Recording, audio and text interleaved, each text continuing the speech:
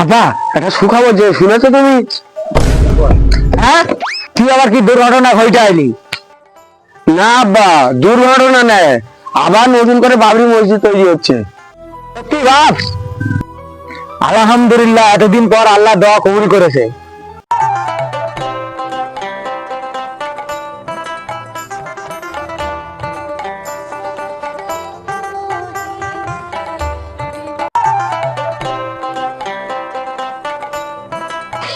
বয়স হয়ে গেছে তো।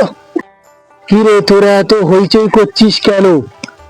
না দাদু, আবার নতুন করে বাবরি মসজিদ তৈরি হচ্ছে। হ্যাঁ তাই নাকি? এই খবরটা শুনে নাতি আমার বুকটা হালকা হয়ে গেল। যখন পুরনো বাবরি মসজিদটা ভাঙছিল তখন আমার বুকটা পুরো ফেটে যাচ্ছিল। জানিস নাতি, এতদিন পর আমাদের কথা আল্লাহ কবুল করে। হ্যাঁ আব্বা, আল্লাহ এতদিন পর আমাদের দোয়া কবুল করেছে। যারা ধৈর্য ধরে আল্লাহ তাদের প্রতিদান দেয়। শোন নাতি, শোন বাপ, যখন ওই মসজিদে আগুন হবে বাবরি মসজিদে, তখন প্রতিটা কানায় কানায় ভারতবর্ষে সবার কানে যাবে। বাবা, সবাই তো বাবরি মসজিদের জন্য ইন্ডিয়া যাচ্ছে, চলো আমরাও নিয়ে যাই। আচ্ছা ঠিক আছে, তুই আর আমি আর তোর দাদুজি মিলে যাবো কালকে।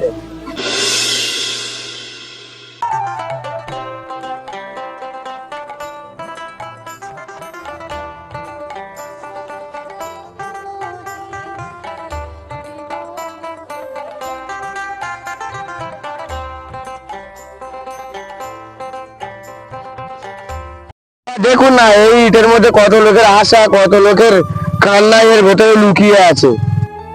হ্যাঁ বাপ, এই ইটের ভেতরে প্রতিটা মানুষের দোয়া আছে। কি বলছি শোন বাপ, এটা শুধু মসজিদ নয়, এটা মুসলমানদের হৃদয়। এখানে বস বাপ, বস নাতি, আমি কি বলছি শোন। বলছি এই মসজিদ যখন ভেঙেছিল আমাদের কতটা আঘাত লেগেছিল, এখন সেই মসজিদ আবার জোড়া লাগছে, আমাদের মনটা আরো খুশি হচ্ছে। নতুন মসজিদে আজান দিলে তুমি তখন কি করবে? সেই সময় সেজদায় পড়ে আল্লাহর কাছে শুকরিয়া আদায় করতাম। চলো আব্বা, তাহলে আজকে চলে যায়। চলো আব্বা, চলো চলে যায়। আব্বা ধর, তো দাদু ধর, চলো।